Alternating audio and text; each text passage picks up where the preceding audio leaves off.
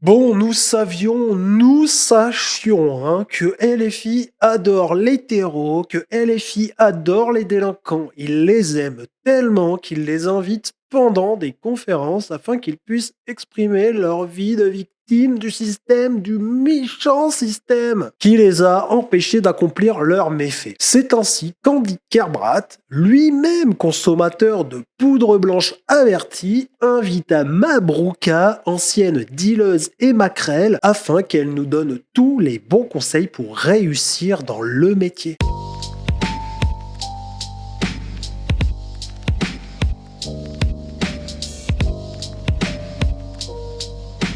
Alors ce n'est pas du tout une blague, ou alors je ne suis pas sensible à cet humour, mais ils ont l'air quand même vachement sérieux. Andy a donc convié certainement une amie à lui à venir raconter son parcours de petite dealeuse à directrice de campagne politique. Comme quoi, chez LFI, tous les chemins mènent à la poche du contribuable. Donc Andy Kerbrat qui invite une camarade, donc comme je te l'ai dit, narcotrafiquante et proxénète à un colloque organisé au Palais Bourbon. Ah non mais attention, là ça prend du grade. Elle s'appelle Mabrouka Benhammer et elle est colistière et directrice de campagne d'Aziza Nouioua. La compagne est collaboratrice du partenaire et député Thomas Porte. Incroyable, Aziza Nouioua fut candidate en mars 2026 aux élections municipales de Neuilly-sur-Marne. Avant d'écouter, j'ai gardé un petit quelque chose pour nous mettre un petit peu dans le contexte. Donc, Mabrouka Benhammer, née le 29/02/1980, donc la dame a 47 ans, ex-détenue pour trafic de stupéfiants. Elle évoque elle-même son passé dans le crime organisé, colistière, comme on vient de le voir, intervenante au colloque d'Andy Kerbrat. Non mais j'adore savoir que mon argent est bien utilisé. Ça fait plaisir. Et que les infrastructures des villes aussi sont bien utilisées. On y va, on va écouter ça. On va mettre en 1,25 pour ce que je pense que ça ira. On va quand même vomir. Mabrouka Benhammer, camarade, connu et ici invité dans son cadre de ancienne personne ayant été revendeuse de produits, ayant subi la répression politique, policière liée à la répression ce qu'on appelle les dealers, excusez-moi je vais employer le terme vulgaire, avec... Oh oui, c'est un gros mot, il ne faut pas utiliser dealer.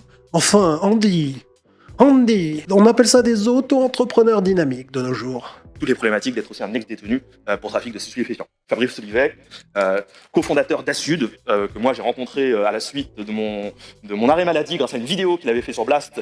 Oui, son arrêt maladie. Et qui m'a permis aussi d'avoir une ouverture politique sur la compréhension de ce qui se passait, sur l'histoire politique des usagers et de l'usage de drogue. Et donc, Mabrouka, si tu es OK pour partager ton expérience avec nous. C'est parti. Bonjour à tous. Donc déjà, merci au député Andy Kerbrat de me donner la parole, ainsi qu'à ses collaborateurs pour l'organisation. Récemment, j'étais directrice de campagne pendant les municipales pour la candidate Aziza Nouioua, que je remercie et qui est venue m'encourager, qui est la suppléante de Thomas Porte. Et je la remercie aussi... La connivence entre les Dilos et LFI, c'est assez stupéfiant quand même. Pour la confiance qu'elle m'a donnée. Donc une grande partie de ma vie, j'ai fait partie du crime organisé. Alors je dis le crime organisé parce que vous allez voir que j'ai pas fait partie que du trafic de stupéfiants. Généralement quand on est dans un trafic, on est amené à être dans d'autres trafics en fait. Donc moi j'ai aussi connu la prison. Quand je suis sorti de prison, j'ai continué dans le trafic. Ouais, c'est dommage que t'en sois sorti, c'est ça le truc. Alors j'ai commencé très jeune, en fait j'avais 14 ans, je voyais les grands de mon quartier, j'habitais dans une cité dans le 93, qui avaient de belles voitures, qui avaient de l'argent, on avait l'impression en tout cas qu'ils avaient une belle vie, ils avaient l'air heureux, ils avaient l'air de manquer de rien. Et à 14 ans, on pense pas au côté ni criminalité, ni à la répression pénale, on pense pas du tout à tout ça en fait, on se dit si, excuse-moi Mabrouka, mais si, je me rappelle quand j'avais 14 ans, quand je faisais une connerie, tu sais, genre voler des bonbons et tout, je savais que c'était pas bien. Moi aussi, j'ai grandi avec des gens qui ont dealé et tout ça, je savais que c'était pas bien. À l'âge de 14 ans, je le savais. Il y a peut-être une place à prendre, pourquoi pas. Donc j'ai dû vraiment insister et forcer de chez forcer, parce que premièrement j'étais jeune et j'étais une fille. Donc, obligatoirement, dans ce monde-là, ça change tout. Mais j'étais quelqu'un de très sérieuse, donc Voilà, mais girl power dans le deal. on m'a donné des petites responsabilités, puis un peu plus, encore un peu plus, un peu plus. Et puis, je suis monté au fur et à mesure des années en grade, comme on dit. Et je suis Non, mais elle est contente hein, quand elle raconte son parcours. Elle est fière de son parcours. Mais s'il faut être fier de son parcours, c'est beau, c'est la France, c'est la nouvelle France. devenu un peu plus qu'une simple dealeuse, hein, parce que pour moi, en tout cas, j'avais mon entreprise que je gérais. Alors oui, dans un cadre totalement illégal, certes, mais j'avais de grosses responsabilités, j'avais des gens qui travaillaient pour moi, j'avais une grosse clientèle.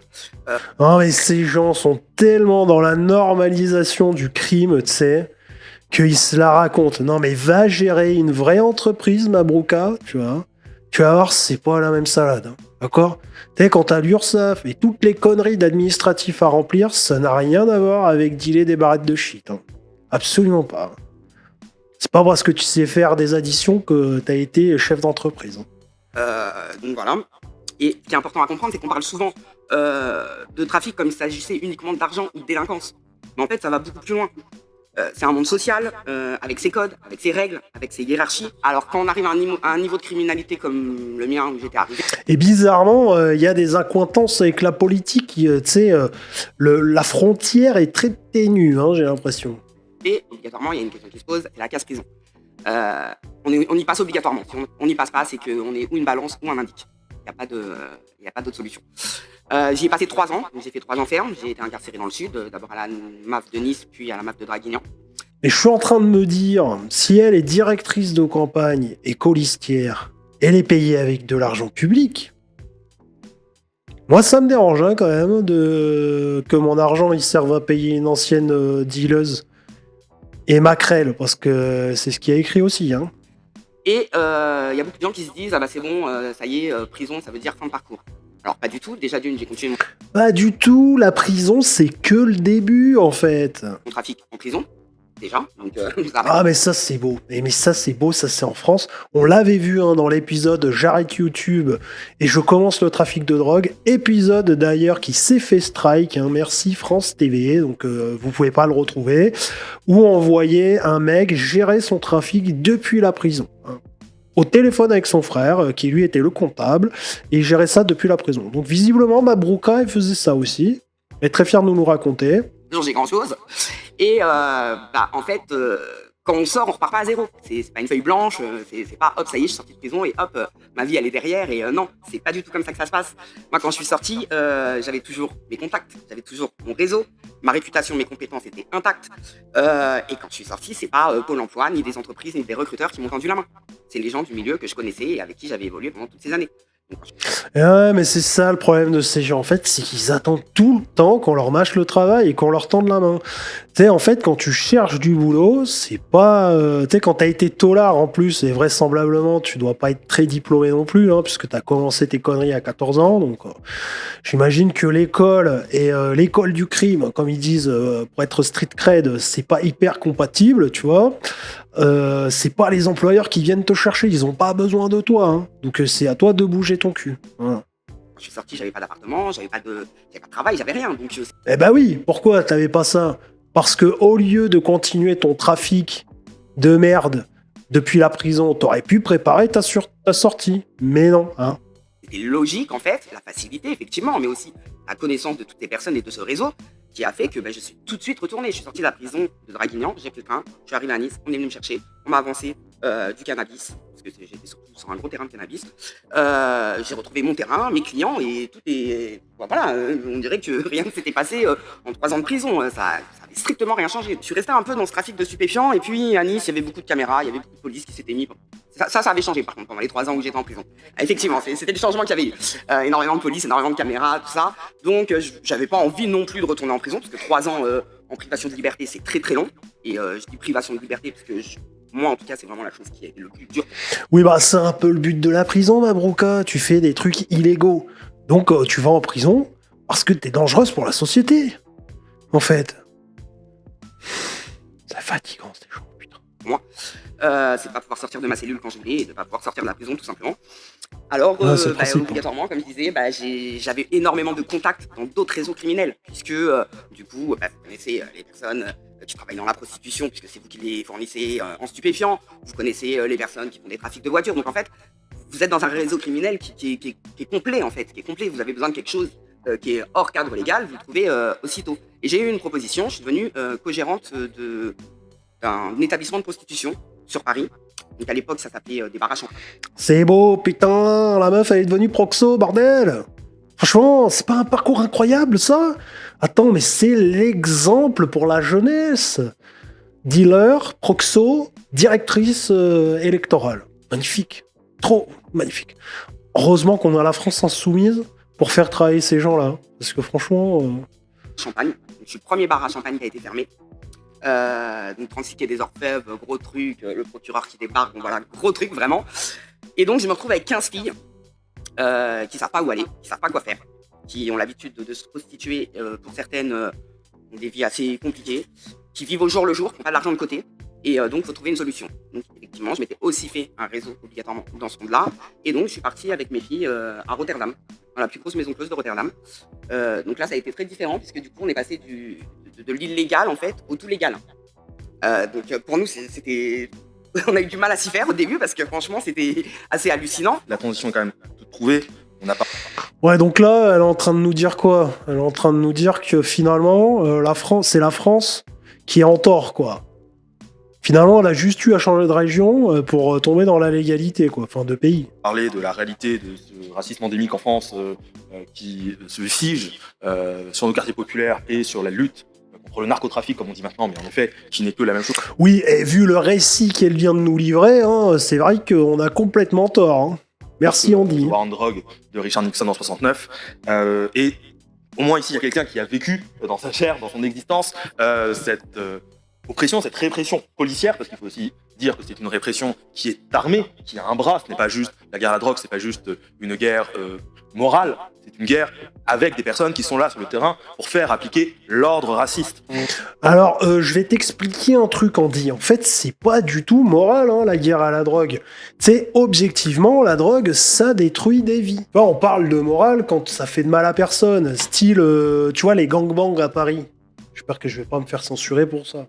Bon, bah, quelque part, qu'est-ce qu'on en a à cirer si tout le monde est consentant? Moi, je m'en fiche, tu vois. Je trouve ça un peu dégoûtant, mais ça, c'est moral, tu vois. Ça, c'est ma moralité à moi.